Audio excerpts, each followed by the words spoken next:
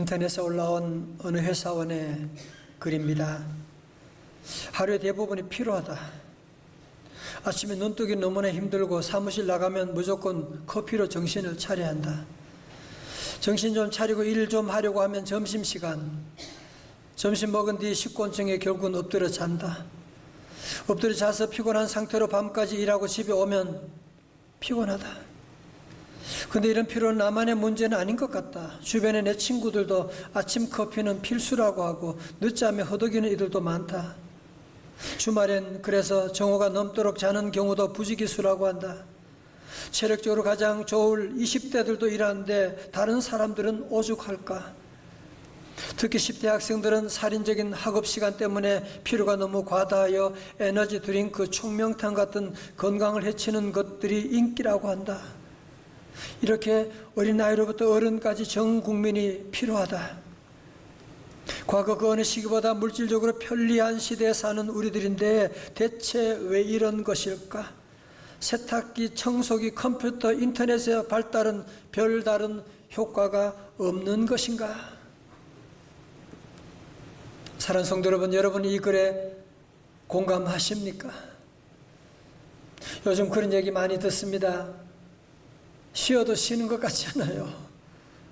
자도 자는 것 같지 않아요. 휴가 다녀왔는데 더 피곤해요. 이런 얘기를 들으면서 생각난 책이 예전에 베스트셀러였던 피로 사회라는 책입니다. 이 책은 독일에 있는 철학자 한병철 교수가 쓴 책으로, 이 책에서 저자는 현대사회 패러다임 전환을 예리하게 포착하고 있는데요. 설교 노트 1번에 있습니다. 예전 권위주의 시절이 규율 사회였다면 오늘날은 성과 사회라고 정리하고 있습니다.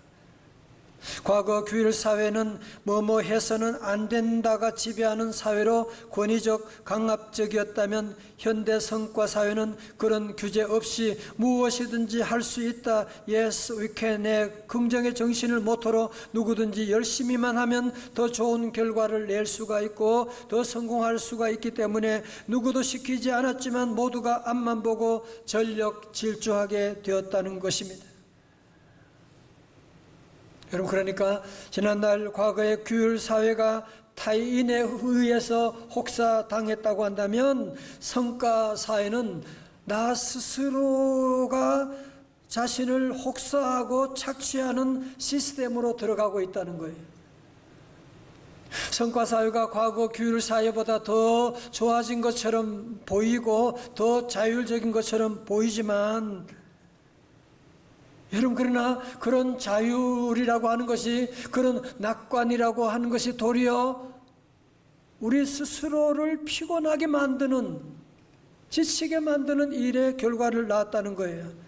그래서 이번에 글에 보면 규율 사회가 광인과 범죄자를 낳는다면 성과 사회는 우울증 환자와 낙오자를 만들고 있다. 정말 끔찍한 얘기가 아닙니까? 그러니까 저를 보세요.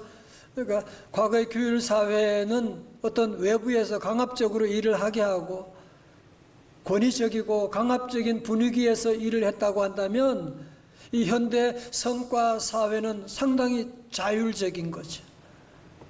그러나 모든 사람들이 이 더 나은 성과를 올리기 위해서 자기 스스로를 혹사하고 있는, 누가 그렇게 하는 건 아닌데 내가 나를 계속 혹사시켜가지고 더 나은 성과를 만들기 위해서 노력하고, 그래서 우울증 환자도, 그래서 낙오자들이 점점 많아지고 있다고 하는 것을 보면서,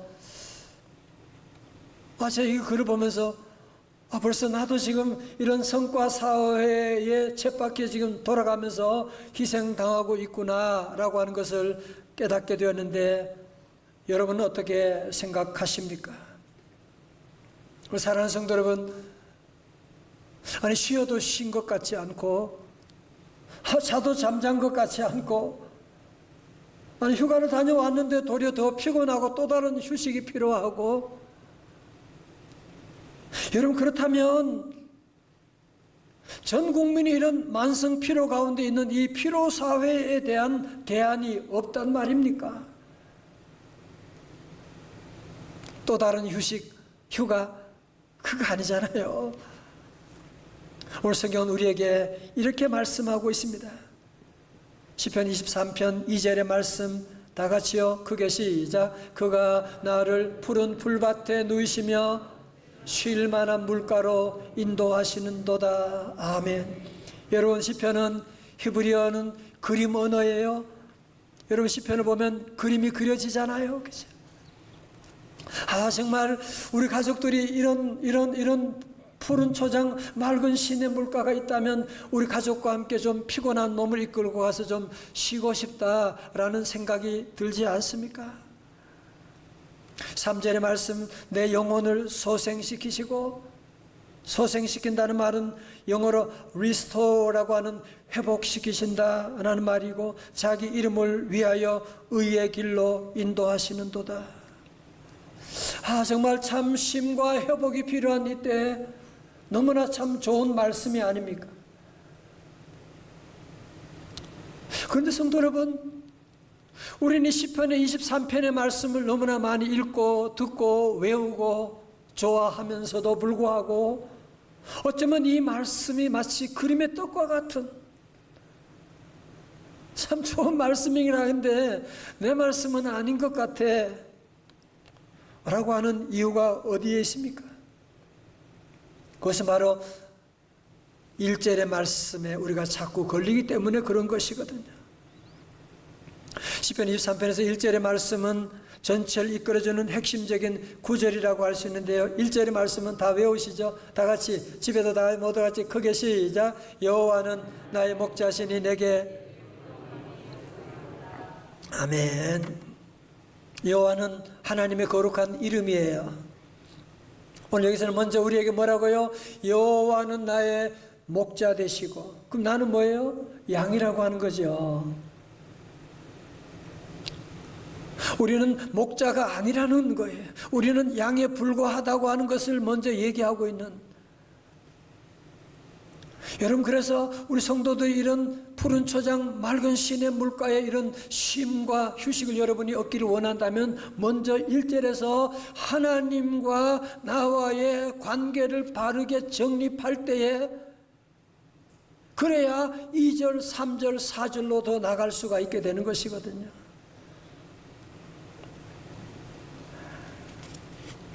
사랑하는 성도 여러분, 우리가 예수님 믿는다고 하는 것은 무엇입니까?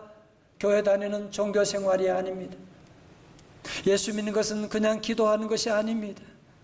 세상의 모든 사람들은 다 나님을 믿고 있잖아요. 그죠? 나님을 즐겁게 하고 나님이 좋은 대로 살아가고, 그렇지만 예수 믿는 성도들은 나는 죽고 예수님으로 살아가고 나님이 아니라 하나님을 목자로 모시고 살아가는 삶인 줄로 믿습니다. 그래서 자네 스튜어드는 이런 명언을 남겼어요. 자기 마음대로 살면 자아라고 하는 끔찍한 우상을 키우게 된다. 그러나 자기 방식을 포기하면 하나님을 얻는다. 다 같이 아멘. 여러분, 물론 이게 쉬운 일은 아니에요. 우리는 너무나 오랜 동안 하나님을 섬겨왔기 때문에 정말 나를 포기하고 하나님을 섬긴다고 하는 것이 쉬운 일이 아니지만, 여러분이 여호와를 나의 목자로 모시고 정말 이 말씀대로 살아가게 되면 양들이 똑똑하고 양들이 잘생기고 그게 문제가 되지 않아요. 목자가 책임지거든요. 어릴 때 엄마 따라가면 어디 가는지도 잘 몰라요. 아빠 어디 가는지 모르지만 아빠 따라가면 어디요? 맛있는 곳에 데려가고 좋은 식당에 데려가고. 양들이 할 일은 무엇이냐 하면 내가 잘나고 어디 가는 아느냐가 중요한 것이 아니라 목자를 따라가면 목자가 다 책임져 나가는 것이거든요. 사랑하는 성도 여러분, 오늘 모두가 다 얘기하잖아요.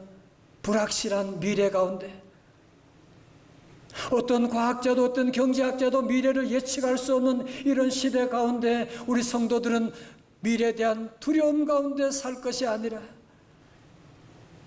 우리의 최고의 내비게이션이 되시는 안내자가 되시는 여호와 하나님의 인도하심을 따라가는 이것보다 더 놀라운 축복이 어디 있겠어요?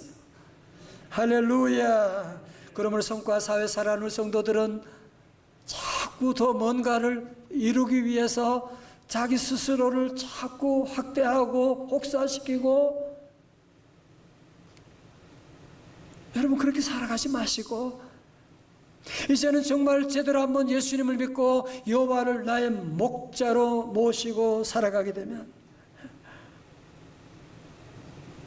이 어려운 시대 가운데도 부족함이 없으리로다. 부족함이 없으리로다. 나로 하여금 푸른 초장에 눕게 하시며 다 같이요. 잔잔한 물가로 잔잔한 물가로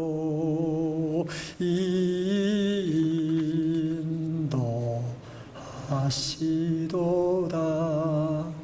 성도님, 그렇지만 여호와가 나의 목자가 된다고 해서, 예수 믿는다고 해서 항상 푸른 초장 맑은 시냇물가만은 아니에요. 때로 사망의 음침한 골짜기를 지날 때도 있습니다. 때로는 여러분이 오해받을 때도 있고요, 때로는 억울한 소리 들을 때도 있습니다. 그렇지만 우리 성도들이 분명히 기억할 사실은 4절의 말씀입니다. 다 같이 크게요. 시작. 내가 사망의 음침한 골짜기로 다닐지라도 해를 두려워하지 않을 것은 왜요? 주께서 나와 함께 하심이라. 주의 지팡이와 막대기가 나를 안위하시나이다. 아멘. 위로하시나이다.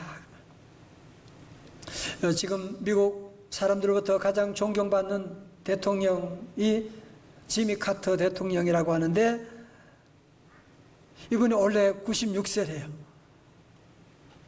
원래 7월 7일에 결혼 75주년 기념 예배를 드렸대요. 75주년. 그날에 전직 대통령을 포함해서 약 한 350여 명의 사람들이 모여서 축하 행사를 가졌다고 신문에 보도되었습니다. 그런데 지금부터 약 한 6년 전에 2015년에, 그러니까 90세의 나이에 카터 대통령이 간암이 뇌까지 전이 되어 가지고 수술을 받게 됐다는 뉴스가 들어왔어요.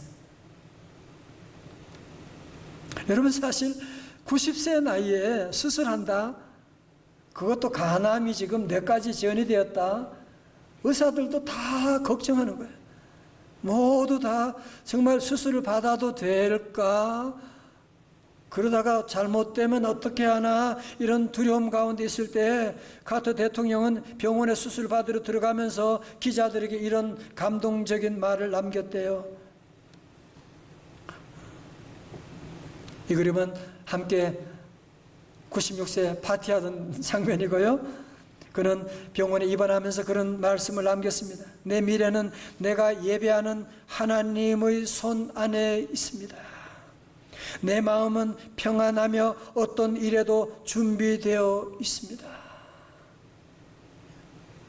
수술 후에 그 나이에도 불구하고 다시 교회학교 교사로 아이들을 돌보고 말씀 가르치고, 그리고 얼마 후에 그가 받은 암 치료가 성공적이어서 암에서 깨끗하게 해방되어서 6년이 지난 지금, 아까 여러분 본 것처럼 75회 결혼 기념 파티를 열 정도의 이런 놀라운 복을 받게 되는, 사랑하는 성도 여러분, 이런 위기 가운데 죽음 앞에도 이렇게 당당하게 외칠 수 있는 그 당당함이 어디서 나왔다고 생각하십니까?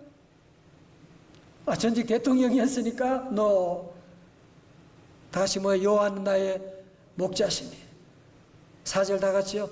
내가 사망의 음침한 골짜기로 다닐지라도 해를 두려워하지 않을 것은 왜? 주께서 나와 함께 하심이라. 주의 지팡이와 막대기가 나를 안위하시나이다. 아멘. 여러분, 그렇습니다. 우리 성도도 입원할 때, 때로 어려운 공경에 처할 때 절대로 낙심하지 말고 오늘 이 시편의 말씀을 여러분이 읽고 기도하십시오. 내가 비록 사망이 음침한 골짜기, 내가 이런 어려운 위기 가운데 이런 소리 들을 때에도 그래서 주님이 나와 함께 하신다. 주님의 지팡이와 막대기가 나를 안위해 주신다. 믿으시면 아멘. 그러므로 여러분, 시편 23편의 말씀은 무슨 뜬구름 잡는 그런 얘기가 아닙니다. 이 시편의 말씀은 다윗과 같은 그렇게 대단한 사람들의 고백만이 아닙니다. 오늘도 예수님을 나의 구주로 믿고 예수님을 믿음으로 여호와를 나의 목자로 모시고 살아가는 사람은 누구든지 이 놀라운 은혜와 축복을 받게 되는 줄로 믿습니다. 여호와를 나의 목자로 모신 삶 축복 하나 더 볼까요? 5절의 말씀 같이 읽어요. 시작. 주께서 내 원수의 목전에서 내게 상을 차려주시고 기름을 내 머리에 부으셨으니 내 잔이 넘치나이다. 아멘. 여러분, 우리 주변에도 대단한 인생 많이 보잖아요. 금메달 인생, 대단한 대통령이었다 보지만 그들의 마지막이 얼마나 바닥을 치는, 정말 부끄러움을 당하는 그런 일들을 우리 주변에 얼마나 많이 보고 있습니까? 여러분, 그러나 예수님을 모시고 여호와를 나의 목자로 모시고 살아가게 되면 주님 주시는 복은 그냥 찔끔찔끔 복이 아니에요. 내 잔이 뭐예요? 넘치나이다. 내 잔이 넘치나이다. 주님 주시는 복은 생명을 얻때도 풍성한 생명을 주시고 영혼이 잘됨 같이 범사에 잘되고 강건하게 되고 성령의 기름 부으시게 될 때 우리 성도들 삶 가운데도, 여러분의 사업에도, 여러분의 가정에도, 여러분의 건강에도, 여러분의 자녀들 가운데도 내 잔이 넘치는 간증이 있기를 주님의 이름으로 축원합니다. 끝으로 6절의 말씀입니다. 다 같이요. 시작. 내 평생의 선하심과 인자하심이 반드시 나를 따르리니 내가 여호와의 집에 영원히 살리로다. 아멘. 자, 저를 보세요. 나님을 믿는 사람 특징이 뭐예요? 성공을 따라가잖아. 돈을 따라가잖아. 돈 되면 무슨 짓이라도 뭘 못해? 인기 얻을 수 있다면 뭐든지. 나님을 믿는 사람들은 그렇게 성공을 따라가는데 성공을 이루기도 어렵지만 성공 후에 저들의 삶이 얼마나 허무하게 끝나는 것 여러분이 보게 되지 않습니까? 전도서 1장 2절의 말씀처럼 전도자가 이르되 헛되며 헛되고 헛되니 모든 것이 헛되도다 그러는 거예요. 여러분, 그러나 저를 보세요. 우리 모두가 오늘 시편 23, 1절의 말씀처럼 여호와를 나의 목자로 모시고 여호와를 따라가면, 그러면 6절의 말씀 내 평생의 선하심과 인자하심이 뭐요? 반드시 나를 따르리니. 여러분, 예수 믿고 살아가면 행복할 수도 있고 안 할 수도 있는 게 아니에요. 반드시 행복해집니다. 여러분이 잘 될 수도 있고 못 될 수도 있는 게 아니에요. 예수님 믿고 나가면 반드시 잘 되는, 예수 믿고 나가면은 행복이 따라오고 형통이 따라오고 건강이 따라오게 되고 기도 응답이 따라오게 되고, 할렐루야. 주님 의지하고 나가면 다른 모든 것이 다 따라오게 된다는 것입니다. 그러므로 우리 성도들은 인생의 모든 결론이 뭐냐? 내가 여호와의 집에 영원히 살리로다. 다 같이 아멘. 요즘 신앙생활하기가 참 힘들잖아, 그죠? 그래도 우리 성도들 보면 정말 온라인이든지 오프라인이든지 어려운 가운데 끝까지 교회에 매달려가지고 믿음 지키고 나가는 너무너무 잘하는 거죠. 왜? 이 모든 쉼과 평안이 아버지 집에서 오는 것인데, 아버지 집을 떠나서 운동선수가 운동장을 떠나서 골을 아무리 집어넣고 그게 무슨 점수가 되겠어요? 그래서 우리 성도들은 길고 하는 코로나 팬데믹 가운데도 예배를 방해하는 사단의 유혹 가운데도 다 같이 나는 여호와의 집에 영원히 살리로다. 아멘. 누가 제게 우리 자녀들 4명 어떻게 키웠냐고 물어보신다면 저는 그렇게 대답할 거예요.